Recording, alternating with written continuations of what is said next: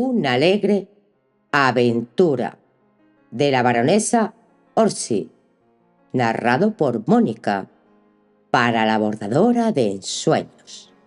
Un lord se aburre y por ello promete una recompensa de 1000 libras a aquel que logre sacarle de su apatía. Hasta él llega un misterioso personaje con la propuesta de ayudar al futuro rey de Francia, Luis XVIII. Capítulo 1. Presenta hoy día el castillo de Bellarí la misma apariencia que presentaba en aquel memorable año de 1800 y que había presentado muchas centurias antes. Con sus 4 almenadas torres cuadradas, su señoril fachada y sus verjas de hierro, domina todo el valle de l'Orme. El río corre serpentino al pie de las boscosas alturas, siguiendo su turbulento curso hacia el Canal de la Mancha. En aquel lugar, el valle es angosto en extremo y sus laderas se alzan a ambas orillas, abrupta y cubierta de boscaje a la derecha, más suave la de la izquierda, hacia la meseta sobre la que se alza el castillo. Los jardines, las terrazas y el parque fueron antaño dignos de admiración, magníficos y suntuosos en los días en los que el marqués de Marillac de Villoré era tenido por uno de los más notables caballeros de Francia, amigo de reyes, altivo aristócrata nacido y criado en la firme creencia de que el Todopoderoso había creado la nobleza francesa superior al resto de la humanidad, y si acaso ligeramente inferior a los ángeles.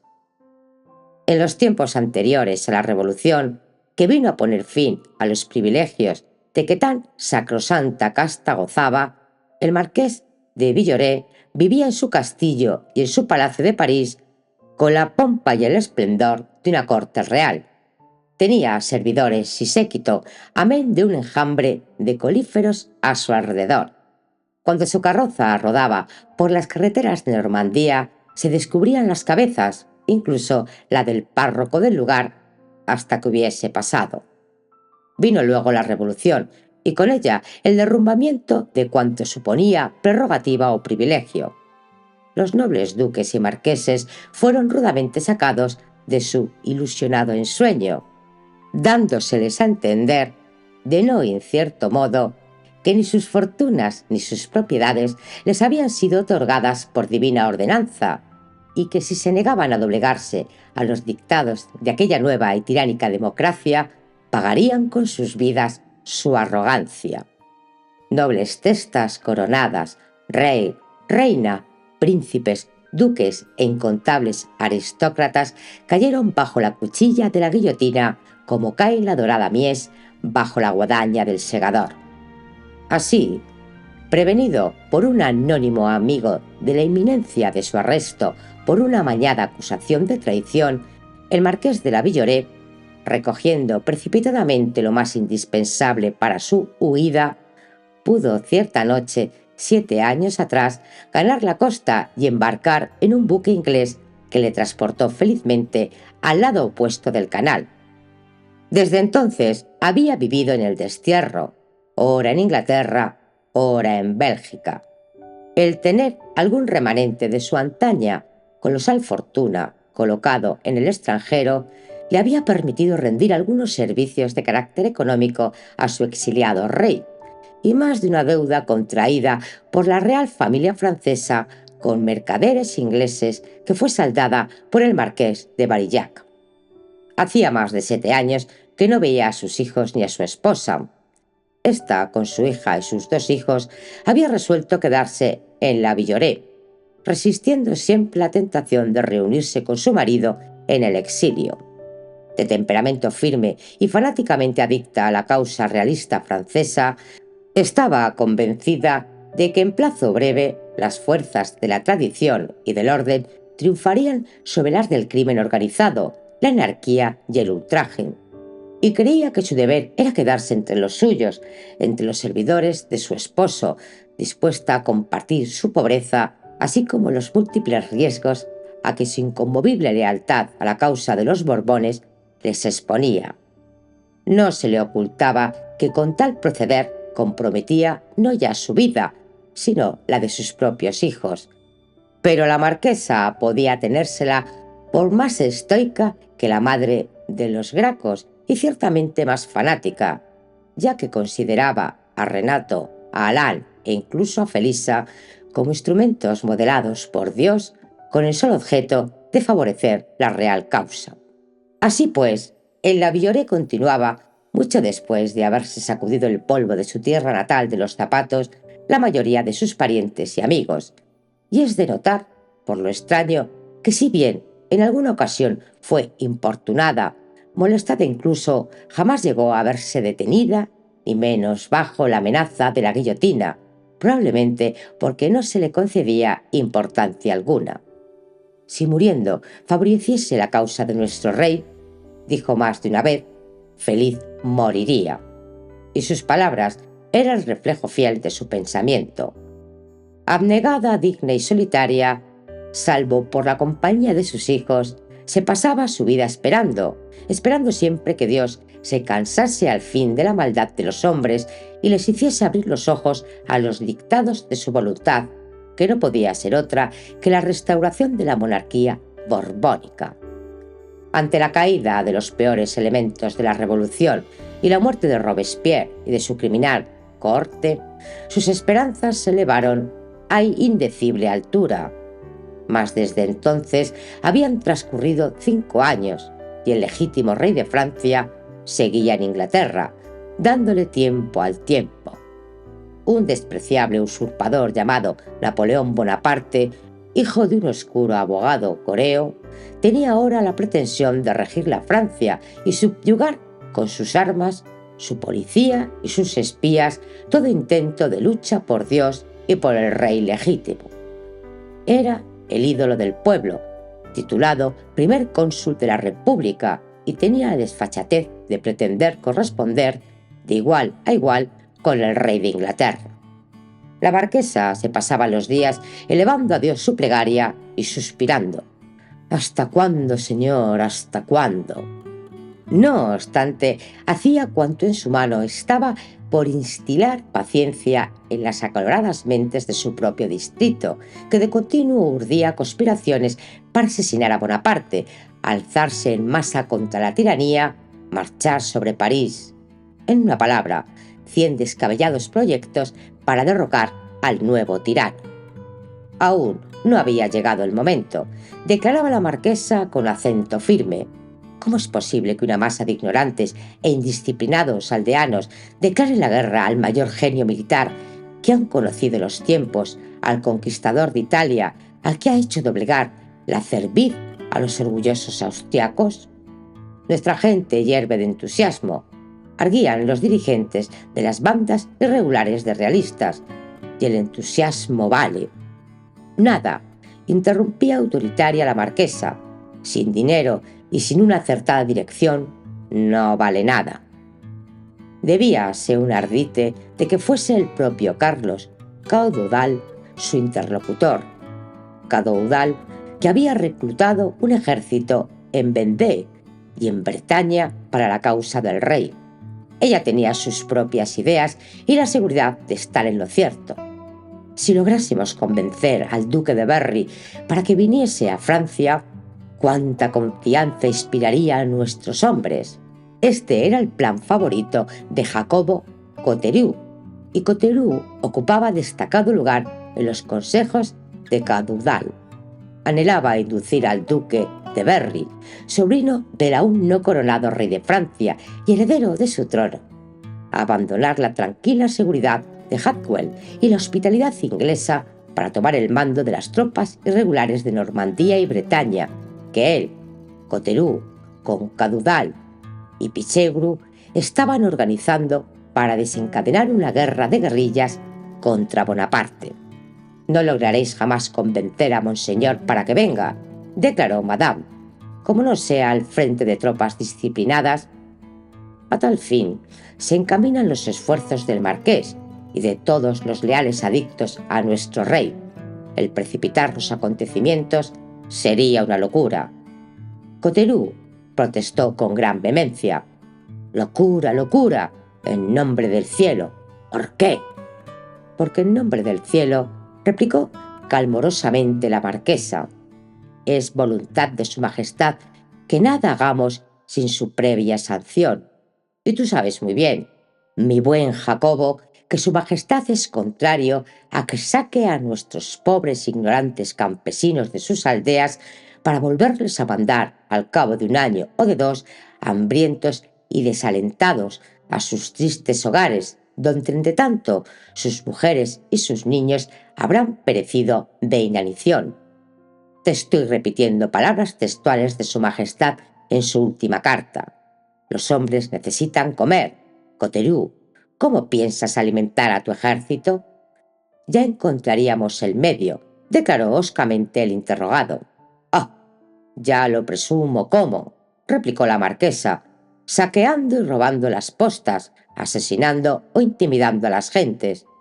No es que yo vea con malos ojos el asesinato y el despojo de los seguidores de Bonaparte, infames traidores a su patria y a su rey, como no me opondría a la muerte de un perro rabioso o de una víbora. Pero su majestad rechaza esos medios y hemos de conformarnos con su real voluntad. ¿Cambiaríais de modo de pensar, madame? Quiso saber Coteriu. Si indujese a venir a Monseñor. Si recibo órdenes de su majestad o de Monseñor, el duque de Berry, obedeceré naturalmente, replicó fríamente la marquesa. Pero disparates, Coteriu. Monseñor, a Dios gracias, está en Inglaterra. Coteriu prorrumpió en una breve risita despectiva. Tan corto de alcances me hacéis, madame, que no fuera capaz de desembarcar en Inglaterra si me lo propusiese. Te creo capaz de llevar a cabo cualquier locura si se te mete en la cabeza, contestó con menos frialdad la marquesa, y lo único que deseo es que, si arribas feliz a Inglaterra, monseñor no preste oídos a tus razones. Me consta que su majestad así lo haría. Ya veremos, murmuró Coteriu finalmente, al ver que la marquesa se ponía en pie, dando por terminada la entrevista. Jacobo Coteriu se despidió. Era imposible deducir, por el hosco semblante, cuáles eran sus pensamientos al bajar la soberbia escalera en el castillo de Villoré. Al pie de la escalinata se unió a él Renato de Marillac, el primogénito de Madame, muchacho de 18 años escasos. Había asistido a parte de la entrevista entre su madre y Coteriu. En un momento dado, se había ausentado quietamente de la estancia, proyectando hablar con éste a solas. Las palabras del conspirador le habían producido gran exaltación, porque Renato, vizconde de Marillac, era al fin y al cabo un niño y la monótona vida del castillo le encocoraba. Tenía el juvenil natural anhelo de excitación y de aventura, soñaba con empuñar un mosquetón, maniobrar, mandar y planear. Quería participar de la gloria que a su sentir esperaba a quienes se lanzaban a combatir por su patria y por su rey. Esperó entonces en la antecámara hasta ver bajar a Coteriu y saberse libre de la intromisión de la marquesa. Al ver al otro, se acercó a él tendiéndole la mano, mirando de hito en hito al ceñudo rostro de hosca mirada y descuidada barba, a la par que decía con voz trémula de emoción: «No olvides, Jacobo, que estoy pronto a seguirte donde quiera que el deber y nuestro rey me llamen. No soy sino un muchacho, pero sé manejar un arma». Quiso continuar, pero un sollozo ahogó sus palabras. Las lágrimas le habían avergonzado y, sin esperar respuesta, dio media vuelta bruscamente y echó escaleras arriba. Coteriu le contempló un momento con extraña expresión en sus hundidas pupilas. Luego, encogiendo sus anchos hombros, siguió su camino. Capítulo 2. La entrevista que acabamos de relatar se había celebrado en mayo de 1800. Algunos meses después se reunían en torno a una mesa de pino en un aposento enjalbergado de la taberna del Pelícano, sita en un solitario lugar de uno de los extremos del pueblo de Soulanges, media docena de individuos. Comían pan y queso regado con tragos de sidra. Daba acceso a la estancia una puerta lateral de la taberna. no tenía más mobiliario que la mesa, algunas banquetas y un vetusto reloj en la pared. En el rincón más próximo a la puerta se veían apoyadas mosquetones, palos y hoces. Sobre la mesa un par de velas de sebo se derretían en candeleros de petre. Eran las 10 de una tormentosa noche de octubre. Fuera el viento silbaba tétrico. Densos nubarrones surcaban el cielo y ocasionalmente ráfagas de lluvia azotaban los cristales de la ventana. Durante la pasada hora se había dejado oír de vez en cuando una llamada a la puerta. En contestación a quién va de los de dentro, la respuesta invariable había sido el gordo, y al oírla chirriaban los goznes y se franqueaba el paso a otro hombre vestido tan burdamente como los demás. El recién llegado traía en la mayoría de los casos un fusil y una hoz que depositaba en el rincón con los otros. Así pues, ¿es para esta noche?, preguntaba antes de sentarse a compartir la comida con sus camaradas. Sí, para esta noche, se le contestaba. Pasaban las horas lentas, interminables. El vetusto reloj contaba los minutos con exasperante parsimonia. Hacia la medianoche había una treintena de congregados en torno a la mesa. Las jarras de sidra estaban vacías. El pan y el queso habían desaparecido tiempo atrás. «Podemos ir andando», dijo uno que parecía tener cierta autoridad sobre los demás. Era un sujeto de recia apariencia. Una gran barba negra se ocultaba la parte interior de su rostro y su enmarañado cabello caía en masa sobre su frente. Llevaba un ancho cinto de cuero sujetando un par de pistolas. «¿Con qué armas contamos?», preguntó. Dos de los hombres contaron los mosquetones y las hoces. 36, dijeron. «¿Cuántos mosquetes?». 25. «Cogedlos», ordenó el barbudo. «Dejad las hoces, encontraremos fusiles en abundancia. Recordad, esto es cuestión de vida o muerte para todos nosotros. Necesitamos armas y hombres, de lo contrario estamos perdidos». Tía, espabila», prosiguió golpeando la mesa con los nudillos. Se abrió la puerta de un cuarto interior y una gruesa y desaliñada mujer asomó la cabeza. Bien, bien. ¿Eras tú quien llamaba, Couture? ¿Qué te ocurre?» «Más sidra», ordenó el interpelado. «Y pronto, que nos vamos». La mujer desapareció mascullando algo al respecto a la hora de acostarse. Un momento después reaparecía portadora de dos grandes jarras que dejó sobre la mesa. «Es la última», dijo. «No tenemos más». Los hombres llenaron sus vasos y con la mujer brindaron por el éxito de su expedición. Coteriu dio entonces la orden. «Avance». 25 de los presentes se armaron con fusiles o mosquetes. Otros 4, luego de empuñar las hoces con cierta indecisión, decidieron dejarlas siguiendo la orden de su jefe y se hundieron las manos en los bolsillos. Todos se dirigieron hacia la puerta, es decir, todos menos uno, que permaneció cejijunto y hosco sentado en la banqueta. «Es una locura», murmuró sombríamente. «Yo no voy». Los otros se detuvieron, mirando al que hablaba con aire de enorme sorpresa, turbias las pupilas por efecto de la potente sidra de la tía Paillat. Coteriu se encogió de hombros. Gilbert, no seas tonto», dijo secamente, yerto hacia la puerta. Pero Gilbert siguió sin moverse. La mujer, recogiendo afanosos los restos sobre la mesa, murmuró despectivamente. «Comer y beber, comer y beber, es para todo lo que sirven algunos de ellos, pero saben lo bastante para convertirse en espías y traidores. Tú también eres tonto, Coteriu». «Basta, tía Paillat», interrumpió bruscamente el otro. «No tememos a los traidores. Marcharemos en columna cerrada, y si alguno quiere traicionarnos o dar muestras de cobardía». No acabó la frase, cerrando bruscamente los labios con significativo ademán, que puso la mano sobre una de las pistolas que llevaba al cinto. Nadie volvió a hablar. Uno de los hombres abrió la puerta, dando paso a una bocanada de aire. Había cesado la lluvia de momento, y una pálida luna asomaba a intervalos por los jirones de nubes que cubrían el cielo. Uno a uno, los allí congregados, silenciosos y furtivos, fueron saliendo, marchando a la cabeza los portadores de armas. Los otros siguieron hasta quedar solos en la estancia de Coteriu. la mujer y Gilbert.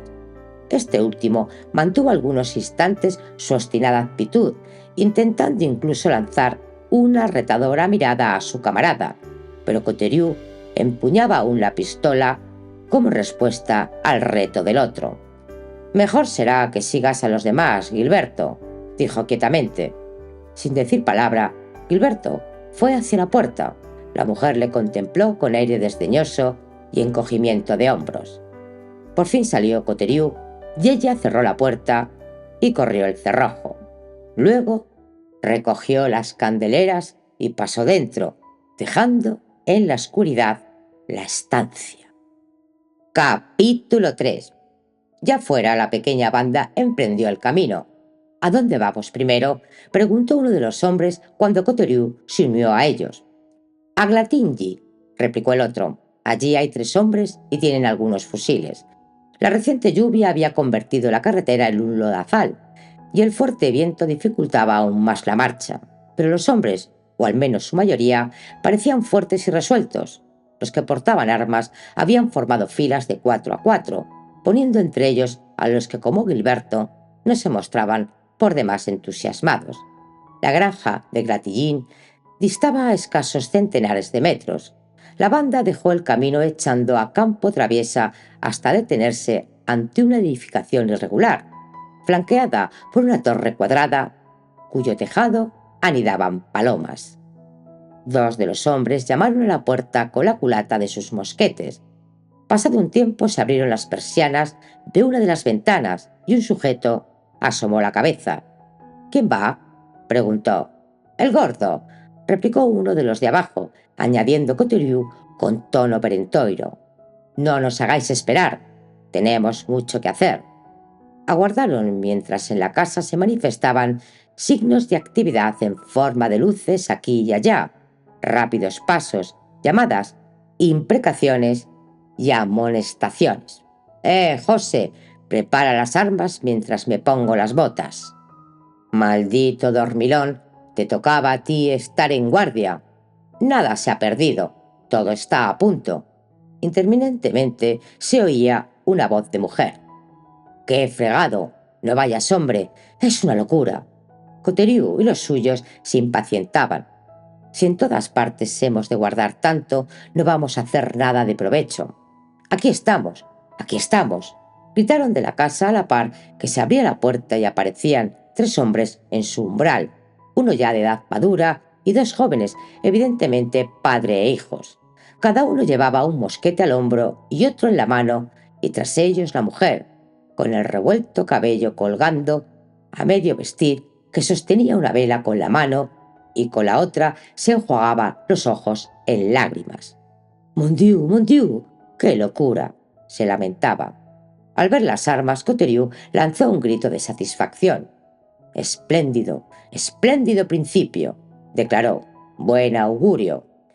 El granjero y sus 2 hijos se unieron a las filas de los otros, y sin prestar mayor atención a la plañidera mujer, la pequeña banda reanudó su marcha. De casa en casa, de granja en granja, de castillo en castillo, se hundían a veces hasta media pierna en el fango de los campos o cruzando algún bosque para ganar tiempo. El procedimiento era siempre el mismo: un alto, una llamada y una requisa de hombres y de armas.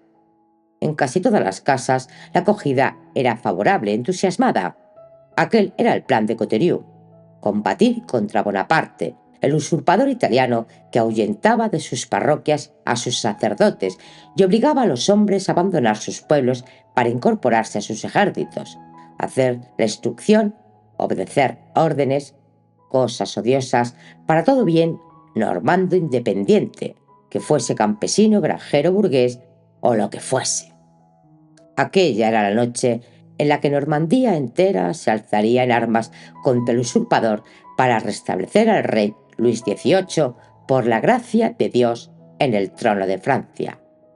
Combatir. Estaban más que ansiosos por combatir. Habían odiado siempre a la revolución, que les había privado de su curé y enviado al exilio o a la muerte seguidamente. Prontos estaban a luchar, al menos la mayoría de ellos, aunque había algunos tibios como Gilberto, cobardes los llamaba Coterie, que pronto les arreglaba sus cuentas. Así en Plancy, donde vivía el granjero Chatel y sus 3 hijos, cuando los hombres llamaron a la maciza puerta de roble de la granja, nadie contestó en mucho tiempo. Solo cuando Coteriu ordenó alzando la voz que se echase abajo, apareció una cabeza de mujer en una de las ventanas del piso alto. «¿Qué queréis?», preguntó. «Es para esta noche», replicó uno de los presentes. «Chatel ha recibido aviso». «¿Dónde está?». «Enfermo», contestó brevemente la mujer. «En cama». Entre los de abajo se dejó oír un sardónico rumor. «¿Y Pablo?», gritaron. «¿Y Jorge? ¿Y Enrique? ¿Están enfermos todos?». «Tienen tarea en los campos mañana. No pueden seguiros». Dicho esto, cerró las maderas con violencia, no sin que antes pudiese oír a Coteriu, que decía: «Camaradas, derribar la puerta». Con gran algazana y vocerío, los hombres empezaron su faena, aporreando la puerta. Pasado un tiempo, se abrió desde dentro y apareció un joven con una vela en la mano. Su apariencia revelaba que acababa de levantarse de la cama. Con los ojos muy abiertos miró a la concurrencia. «Vaya, Pablo», ordenó Coteriu, «no nos hagas esperar. Di a tus hermanos que se den prisa y saca a tu padre de la cama. ¿Dónde están las armas?». «Mi padre», empezó a decir balbuceante Pablo. «Ya hablaremos de él», interrumpió Coteriu. «Acábate de vestir, aviva a tu hermano y trae las armas». Pablo vaciló aún algunos instantes. Por extraña coincidencia, la trémula luz de la vela se reflejó en las chapas de cobre de las culatas de las pistolas de Coteriu y en la mano de éste contigua a ellas. Sin añadir palabra, Pablo dio media vuelta y subió la escalera. «¿Dónde están las armas?», gritaron algunos. Al no contestar el interpelado, invadieron la casa yendo unos en una dirección, otros en otra.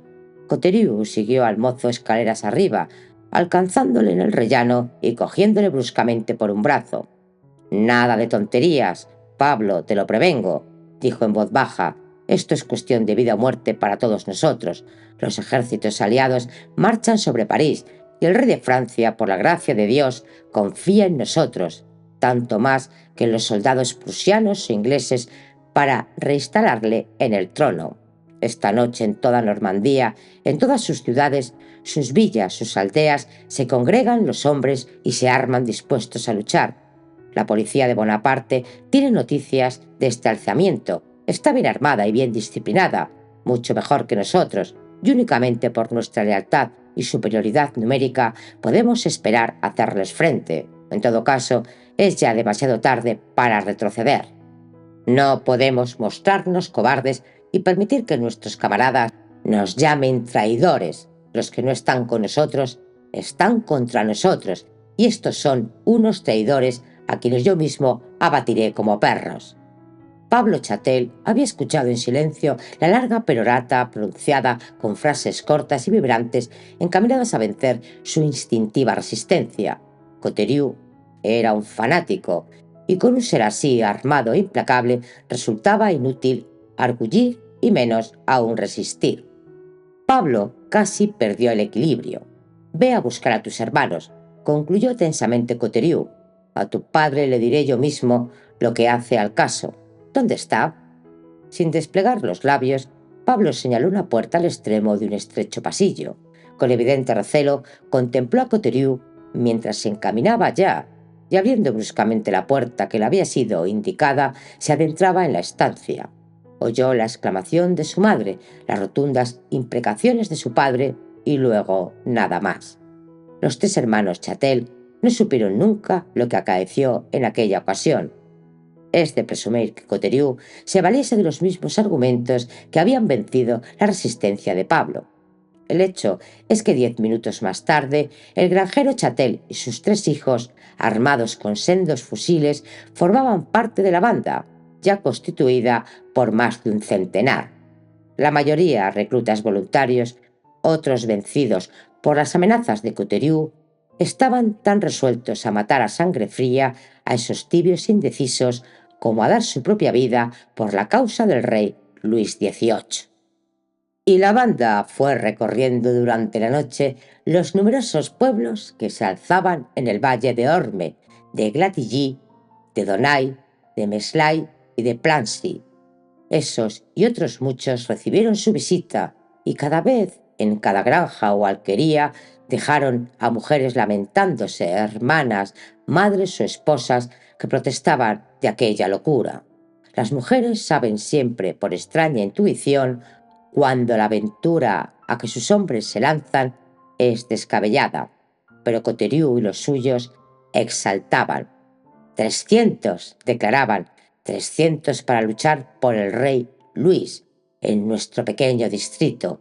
No pararemos hasta ser 500 los que vayamos a reunirnos y entonces que abran el ojo Bonaparte y su ejército. Capítulo 4. Quedaba aún el castillo por visitar. Su caballero, el marqués de Marillac de Villoré, estaba ausente desde los primeros negros días de la Revolución, cuando se unió a los ejércitos aliados que luchaban por la causa del rey Luis. Pero su hijo Renato era a la sazón un mozo de 18 años, muy capaz para manejar un fusil, y el prestigio de su apellido y su presencia serían valioso para Coteriu y su banda. Se sabía en toda Normandía que los Marillac eran ardientes defensores del rey, enemigos acérrimos de la Revolución y más aún del usurpador Napoleón Bonaparte. Durante el Imperio del Terror, muchos de los deudos de la marquesa habían perecido en la guillotina. Su hijo menor, Alain, había nacido en el año trágico en el que Luis XVI y la desventurada María Antonieta cayeron víctimas de la sed de sangre de los terroristas. Por ende, los hombres no dudaban ni por un instante que Renato de Marillac prestase su entusiasta apoyo a la expedición cuyo fin era devolver a Luis XVIII el trono de sus mayores. Únicamente Coteriu, recordando los apasionados argumentos de la marquesa, dudaba un tanto del éxito de la presente empresa, aunque no exteriorizó ante su gente sus temores. La tropilla había lanzado un grito de alborozo al dar vista al castillo, irguiéndose en la meseta como si dominase el valle a sus pies, rodeado de las ondulantes colinas de Normandía, bañadas en la gloria del amanecer otoñal. Cada una de sus piedras era histórica. La historia entera de Francia parecía esculpida en su fachada, y en su elevada muralla circundante, con sus 4 bastiones cuadrados y sus altas rejas de hierro, daban acceso al camino. Cuando Coteriu y su gente llegaron ante ellas solicitando admisión, ya amanecía. Voltearon la campana, que desgranó unas vibrantes notas metálicas, mas nadie acudió.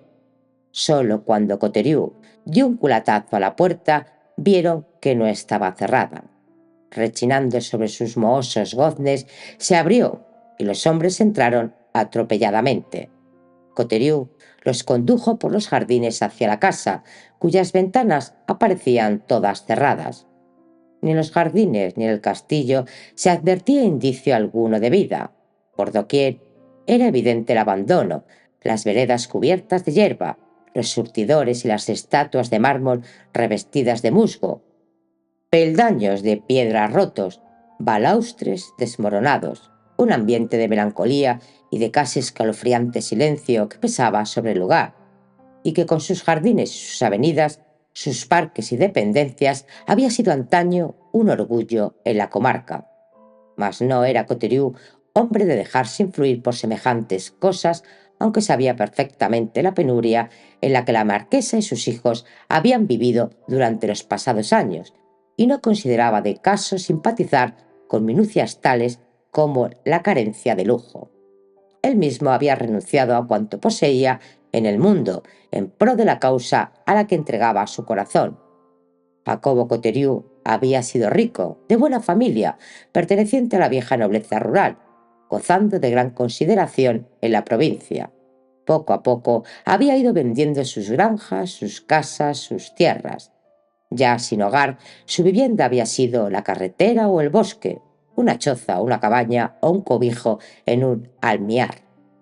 Mal vestido, peor alimentado, se consolaba de todos los reveses, murmurando: llegará el día en que nosotros nos saciaremos y nuestros enemigos pasarán a su vez hambre.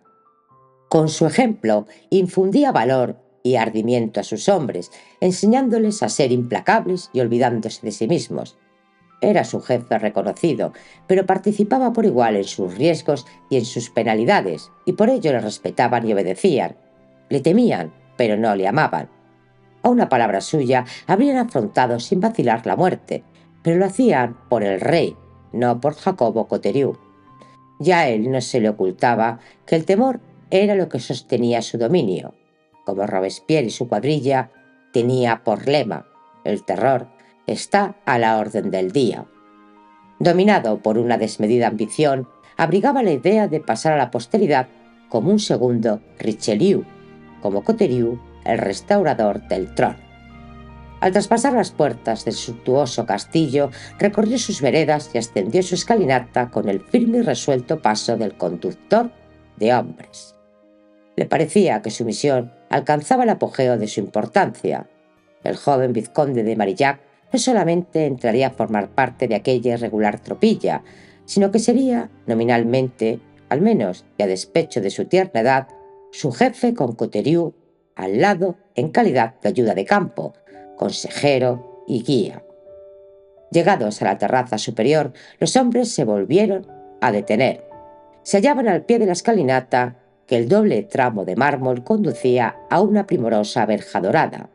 Coteriu llamó a media docena de sus más adictos seguidores y con ellos prosiguió la marcha. Intentaron abrir la verja. Estaba cerrada. A través de su delicada tracería podía verse el vasto hall vacío con sus exquisitas columnas de mármol y su escaso mobiliario recubierto de fundas de tela que asumían fantásticas formas a la escasa luz del nuevo día. Tras unos momentos de gran indecisión, vieron contestadas sus llamadas. Tímidos pasos fueron acercándose y pasados unos momentos, un anciano en mangas de camisa, desnudo los pies en los zapatos de villa, se acercó cruzando el hall. «¿Quién sois? ¿Y qué queréis?», preguntó con voz trémula. Sin duda los gritos y la gente habían traído a su memoria los aciagos días del terror, cuando los soldados de la República pedían entrada al despuntar el día en los castillos de los alrededores, efectuando visitas que significaban registros, arrestos y con frecuencia muertes. «Demasiado sabéis quiénes somos y qué queremos. Tu amo ha recibido el aviso», replicó Coteriu con su habitual autoritario acento. «El señor marqués está ausente», empezó el anciano. «Lo sabemos», replicó el otro, «pero el señor vizconde está aquí». «Un niño. La señora marquesa no consentirá jamás». «No es quien la señora marquesa para consentir o no. Queremos a Renato. Dile que baje. Pero antes», añadió bruscamente Coteriu, «abre esta reja si no quieres que la echemos abajo». «No osaréis», protestó el anciano. «La señora marquesa...» «A ellos, camaradas», fue la respuesta de Coteriu. Una lluvia de golpes, dados con las culatas de los mosquetones, hizo retemblar la verja en sus goznes. «Abre, Mathieu. Veamos qué quieren los intrusos». La voz fuerte y perentoria era de mujer. Dominó el estruendo de los mosquetones batiendo el hierro. El golpeteo cesó al punto. Mathieu abrió la puerta y los de fuera, un tanto confusos, entraron en el hall.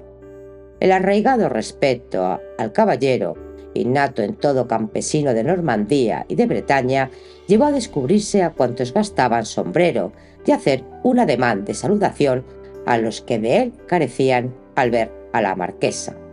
La mayoría la conocían de vista, aunque desde hace muchos años atrás no hubiesen trabajado en sus tierras. El dolor, la ansiedad y la continua lucha contra una pobreza que a toda costa había que mantener secreta habían blanqueado la cabeza de Luisa de Marillac y cubierto de arrugas su rostro. Había sido bella, como una figura gallarda y dominante. Era aún una gran señora, acostumbrada a recibir el homenaje de sus subordinados, y hasta el irascible Coteriu parecía menos arrogante, menos seguro de sí mismo al afrontar la altiva mirada de la marquesa. «Vamos a ver, Coteriu», ordenó ella. «¿Qué significa esto? ¿Cómo os atrevéis a presentaros a estas horas pidiendo admisión?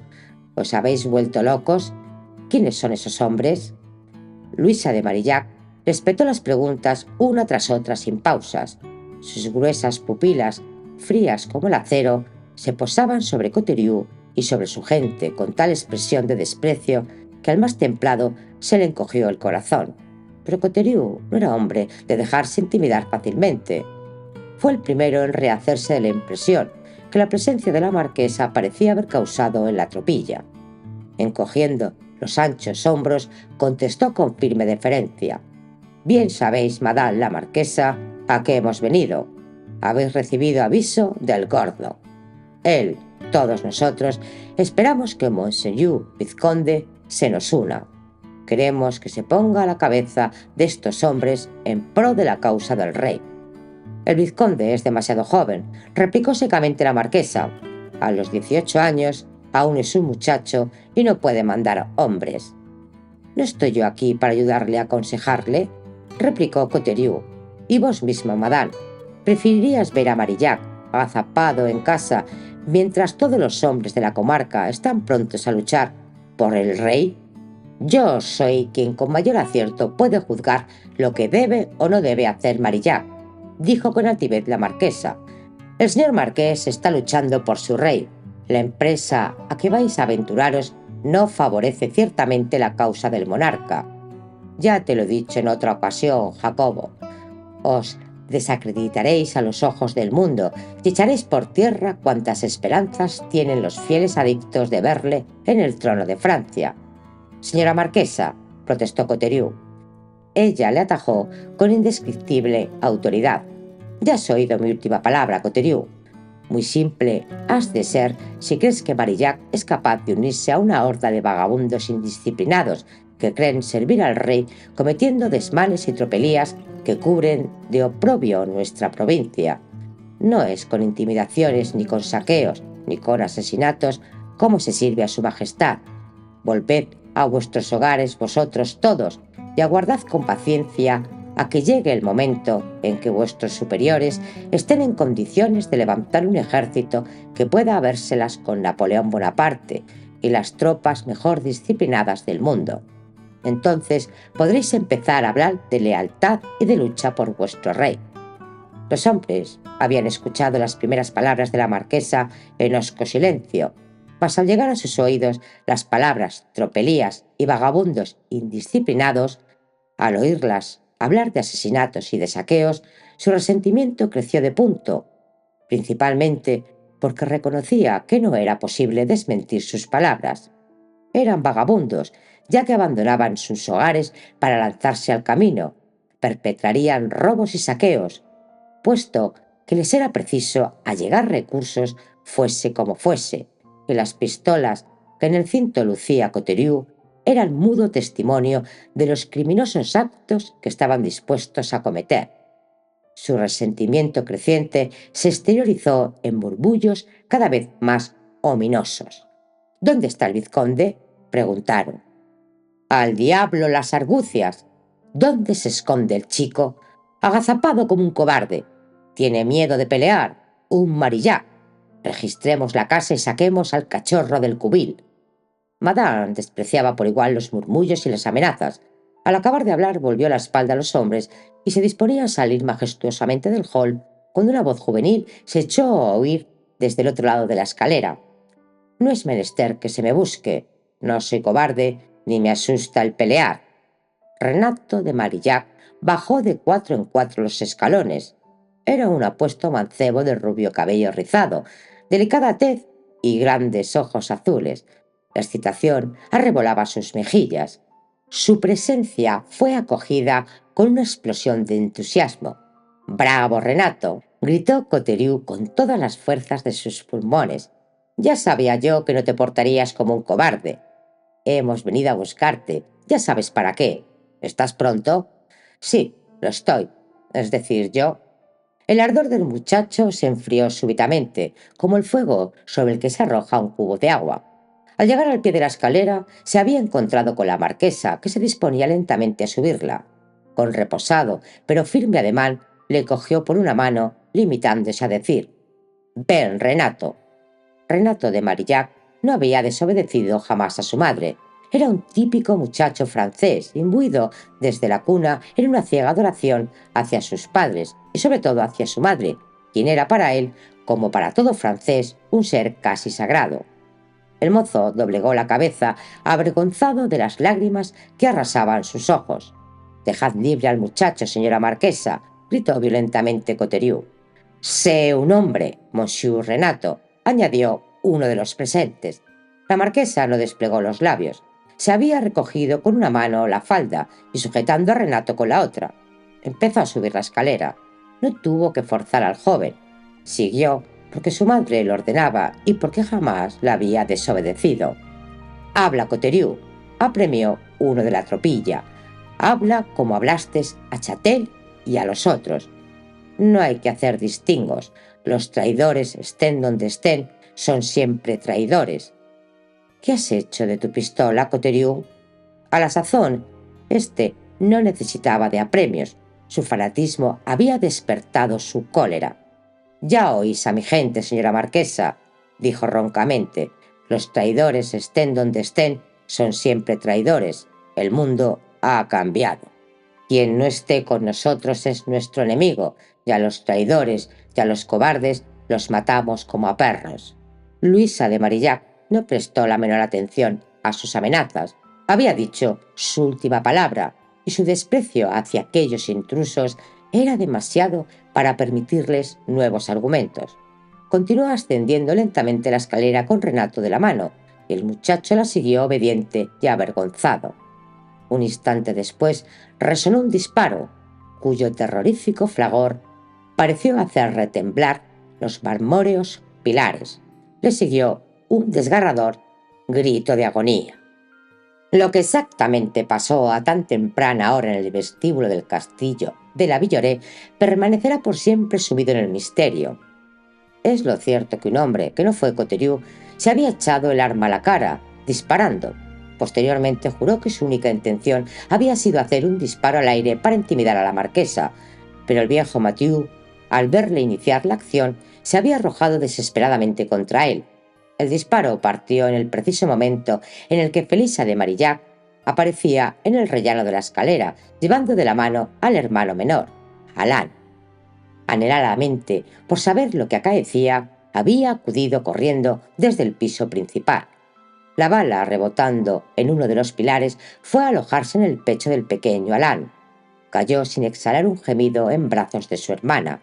Ella fue quien lanzó el horrorizado grito, mientras la marquesa corría a su lado y Renato, lleno de espanto y vencido por su excitación, caía semidesvanecido al suelo. Quede constancia, para eterno sonrojo de Coteriu, que intentó aún imponerse, mientras el que había disparado el tiro fatal arrojaba su mosquetón al suelo y salía corriendo como un poseso. Los demás le siguieron, sobrecogidos y silenciosos. Coteriu fue el último en alejarse de la escena de la tragedia. La marquesa había tomado en brazos al último y más amado de sus hijos. Echó a andar inexpresiva la mirada, rígida las facciones como un autómata. Felisa de Marillac continuaba de rodillas, como había caído al ser herido el pequeño Alain. La grisácea luz del amanecer iluminaba su rubia cabeza, cuyos bucles caían a ambos lados de las orejas. La incierta luz le daba etérea apariencia, poniendo de relieve sus delicadas facciones. Los labios, hechos para reír y besar, estaban prietos, formando fina línea como para reprimir nuevos gritos de agonía. Y los ojos, ¿qué palabras había para describirlos acertadamente? Azules como el cielo en un atardecer de junio, profundos como los mares del sur, que se posaban en la familiar escena circundante, mirando sin ver las enhiestas columnas, el enfundado mobiliario, testigos mudos de la espantosa tragedia. El pequeño Alain, tan niño, el Benjamín de su madre, y muerto, asesinado por aquellos miserables cobardes, demonios en forma humana. Y aquellos ojos azules como el cielo de un atardecer de junio, profundos como los mares del sur, se dieron súbita cuenta de la presencia de Coteriu y de su gente. Avergonzados y asustados, se iban escurriendo hacia la verja cuando Felisa de Marillac se percató de su presencia. Se puso en pie. El crujido de su falda hizo detener a Coterie. Se volvió a mirarla y de momento quedaron sus pies como clavados en el suelo, al advertirla erguida, bellísima y como ultraterrena a la luz del amanecer, con el brazo extendido y los ojos fijos en la demoníaca tropilla. Lentamente, ella pronunció las palabras que por siempre resonarían en sus oídos. Caiga sobre vosotros y sobre vuestra empresa la maldición de Dios Todopoderoso. Así acabó aquella noche de octubre de 1800, preludio de la cruel e implacable guerra de guerrillas que Napoleón Bonaparte tardó 10 años en dominar con su magnífico ejército. Continuará.